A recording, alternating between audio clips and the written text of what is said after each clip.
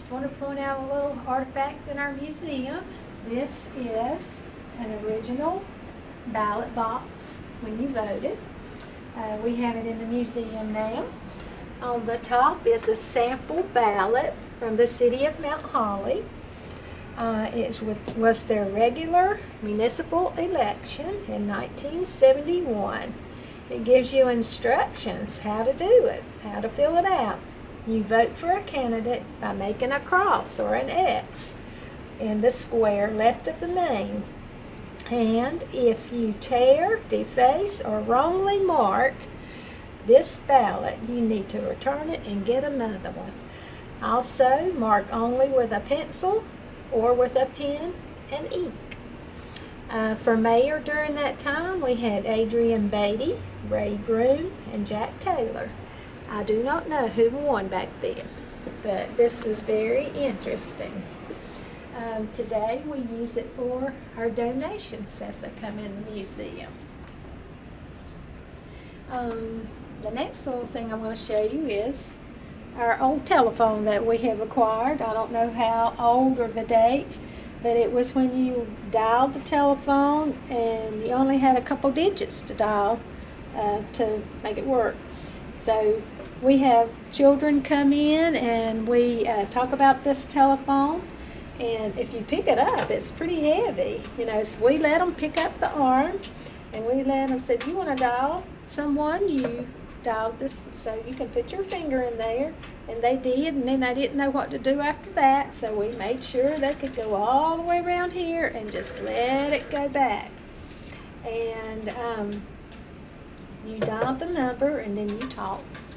You talk like this through this telephone. Now, their telephones today are pretty much computers, but they love this telephone. They like to work it, and they're just in awe of how it works. And so we like to share that with them. I used to have one at my house, but and you didn't have any privacy because you only had one phone, and it was like right there in the kitchen, right near my kitchen table. But it did have a long extension cord, so I could just swing around to my bedroom, get the cord up under the door, and sit right in the corner there and talk to my boyfriend on the phone. So it's really neat, that history.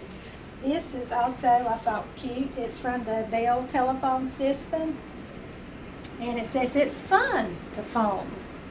A minute from now, you can be having a happy time. Just phone someone who means a lot to you. True happiness is the kind you share, and nothing helps you to do so easily as your telephone. So it is fun to phone. Back in the day. Okay, the next thing I'm going to share with you is our timeline. Our timeline starts back at 1750. It goes all the way to 2016, so we need to do some updating for sure. It gives our pretty much a little time history of our town of Mount Holly.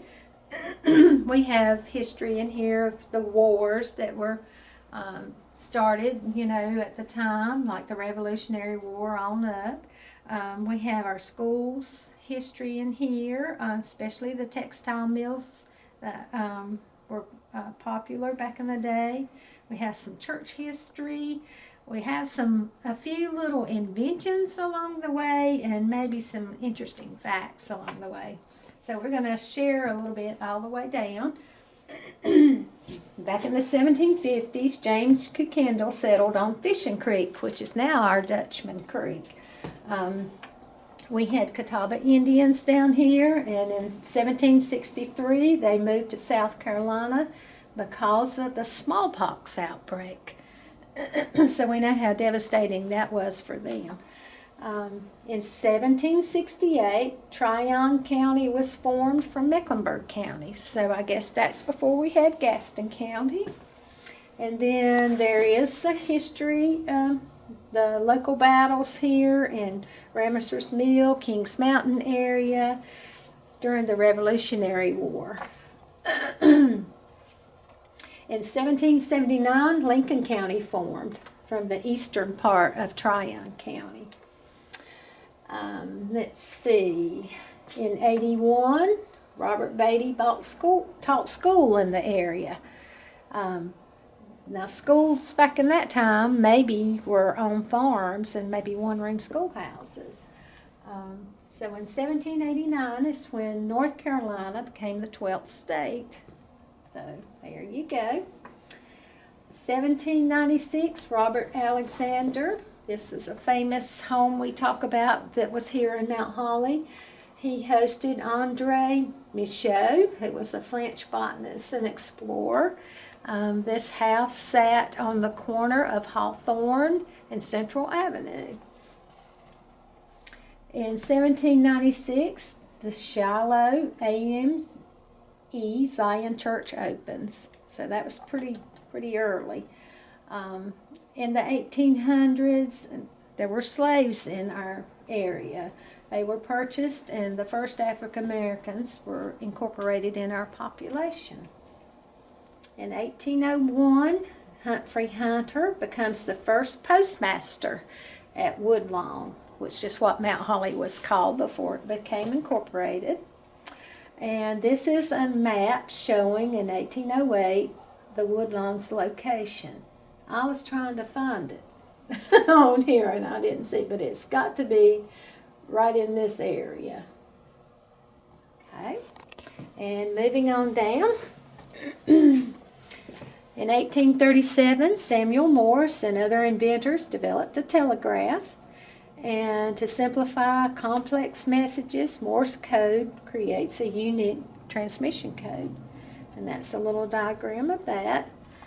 In 1839, this is a post office map. Okay. In 1840, Wilmington, Charlotte, and the Rutherford Railroad were first to enter Gaston County. In 1843, St. Joseph's Church becomes Gaston County's first Catholic church and the fourth in North Carolina. And it is still standing up there on North Main Street.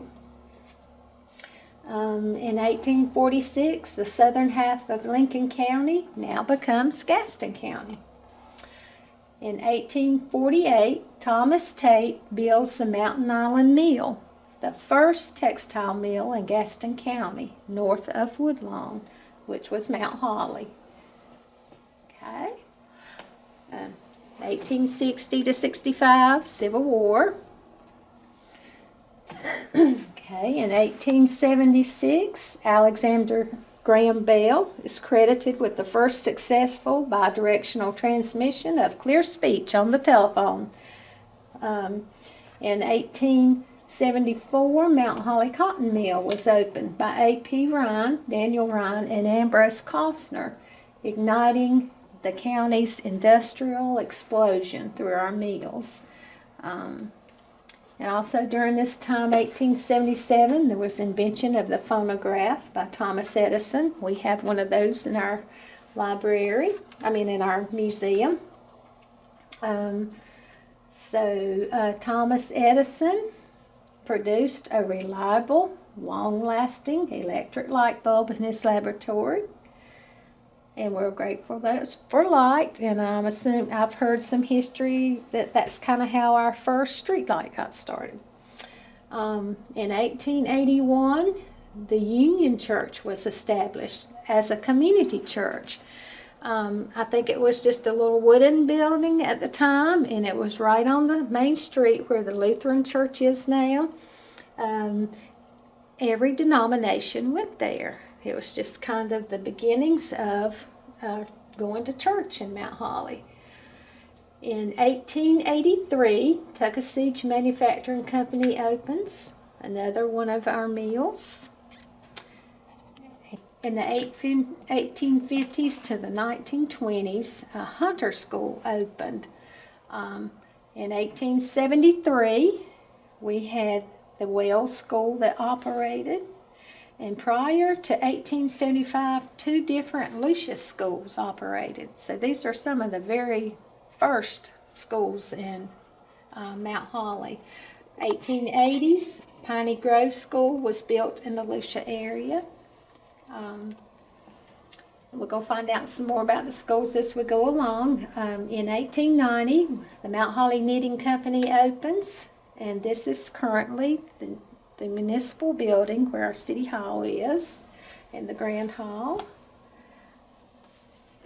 In 1891, C.E. Hutchinson and Partners built the NIMS Manufacturing Company that later consolidated and formed our A&E mills, which are still working today. This is just a picture of one of the Tucker Springs general stores that was in our Mount Holly. 1893, A.P. Run installs a generator at the Mount Holly Cotton Mill, supplying power to local businesses and for street lights, hence the Thomas Edison had a part in that. We're going into the 1900s now. 1905, the Duke brothers incorporate Southern Power Company into Duke Power, the first used hydroelectric power through dams on the Catawba River, like the one at Mountain Island. It's right here. That's the Woodlawn Manufacturing Company, first electrified mill in Mount Holly.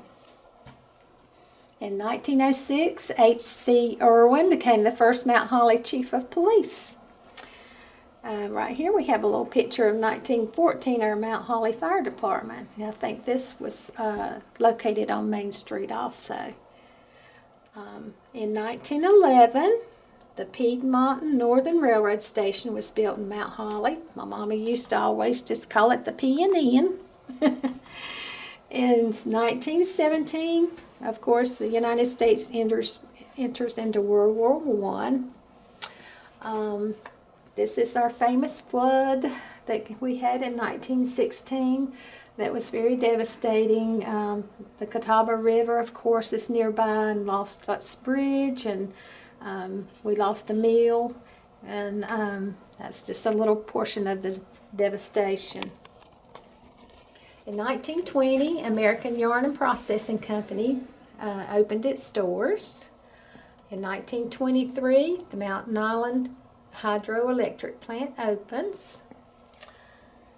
1929, Riverbend Steam Station opens.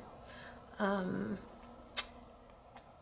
guess what? Gone with the Wind, the famous movie, in 1939 was released.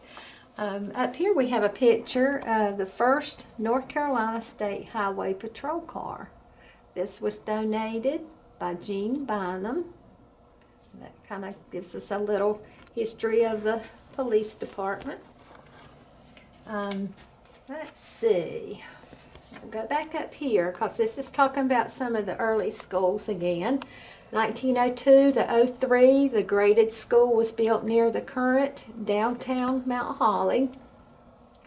In 1910 and 17 and 1924, there were Mount Holly school buildings were completed, and these are the ones that stood where Ida Rankin is today.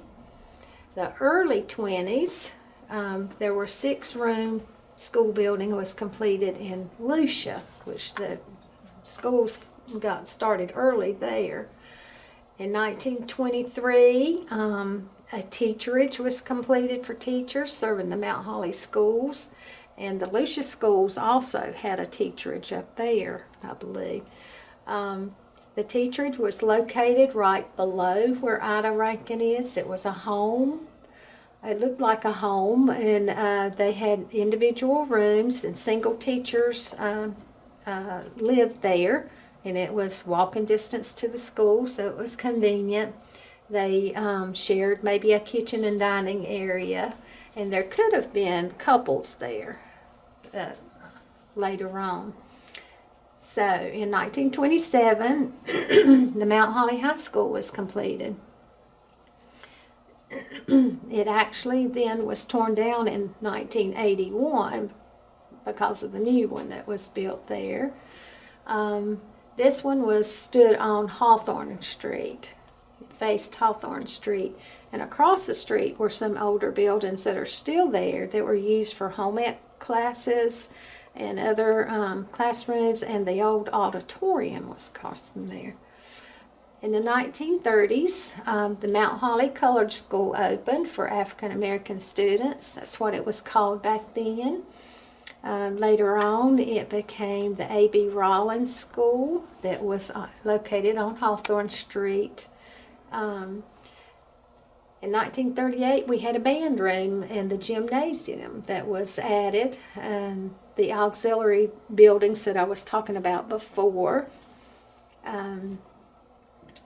And back to the Lucia School, the pre-1940s, there was a 4-room school building that was completed in Lucia. So that's a little bit of snippet of that. Some more church history. In 1911, Tuckasegee Baptist, the Unity Church that I talked about before, once the other denominations became able to build their own churches, and that's where they started. 1912, Shiloh African Methodist Episcopal Zion Church. 1932, Wesley Chapel Holiness Church. In 1938, Adrian Medora Church was formed by the First Baptist Church. It was later called Second Baptist Church. 1940, St. Paul Church. 1949, Catawba Heights Baptist Church. Today. Of course, in World War II, 1941, we entered into that stage of World War history. Here are some veterans that were in World War II, Mount Holly. Norman, David, and Charlie Cox were all brothers, and they all served in the war together. That's not commonly done, I think, these days, taking a whole family. Edwin Springs, Russell Hart, and George Devereaux, Jr. Now we're coming back into the 1950s. Let's see. So 1952, the Mount Holly School Auditorium was completed. And 53, the Costner Field was completed for the Mount Holly High School. That's where we had all our good football games where everybody came, the whole town. 1954, the Supreme Court decides Brown versus Board of Education of Topeka, ruling segregated schools unconstitutional. And that's when, in the 60s, we'll see that the white and black children went to school together. This is just a little snippet of something interesting. This is a telegram. In 1955, WCGC, the radio station, was first broadcast. This telegram is from Frank Sinatra. And it says, may you enjoy many, many successes with the new station, WCGC. My best wishes to all of you. And it's signed Frank Sinatra. That was back in 1955 in January. That's a little cool thing to know. In 1960, To Kill a Mockingbird, the book was published. We also had the high school was replaced in 1960 when they built the newer one, and it was torn down. In 1964, LBJ signs the civil rights legislation. In 67, we had an addition to the Mount Holly High School. And this is a little more of the history of our schools, the graded schools. In 1951, first and second grade building completed for Mount Holly schools. I actually went into that school, into that building, because it was added to the 3 older buildings, and I went to first grade in that building. It's a cinder block built building, and it's still up there at Ida Rankin. So the kindergartners go there now. In 1952, Mount Holly School Auditorium was completed. In 59, Catawba Heights Elementary School opened, serving southern Mount Holly students. So we're not just Mount Holly schools anymore. 1960s, Mount Holly Colored School was renamed A.M. Rawlings Elementary to honor its first principal. When they built that school, they would go through 8th grade, and then they would go to Belmont to Reed High School before they integrated into the school system, which was in 1965. In 72, Ida Rankin School was open. The buildings, the 3 buildings that I was talking about, they were torn down that were built then. And also, on 72, we had East Gaston High School open, consolidating Mount Holly schools and the Stanley High Schools. The former high schools became middle schools in each town. In 1970, Pinewood Elementary School opened, serving northern Mount Holly students. So you can see as the population grew, the schools were growing too. Okay, let's see. 1970, Burge Memorial United Methodist Church was built. 1972, this is what we mentioned before, East Gaston was constructed and becomes, this is a picture of Ida Rankin here in 72. So that was a big explosion. We got a new elementary school and we got a new high school. In 1981, when the Mount Holly Junior High School is demolished and replaced with a parking lot for Mount Holly Middle School, that was the old high school building that was torn down. So, okay, we're going to come over to the year 2000. A devastating event, 2001, that's when the terrorist attack in New York, in Washington, D.C., and in Shanksville, Pennsylvania. In 2009, the Mount Holly Municipal Complex opens. That was the old mill that was down there. It was renovated to house all of Mount Holly's city offices. In 2010, Mount Holly Historical Society forms. Yay! That's us. Also in 2010, the Mountain Island Charter School. It's the first charter school in Mount Holly is open. Okay, and then in 2013, we have another new high school opening, Stuart Kramer High School, drawing students from Mount Holly and Belmont areas. And then, sadly, our timeline kind of ends in 2016, but this was an event that we had remembering our comeback from the Great Flood in 1916. There were food trucks and live music and a kids zone, and so they were just commemorating that period of time. And that ends the portion of the timeline we have now, so we know we got work to do. We need to start it back up.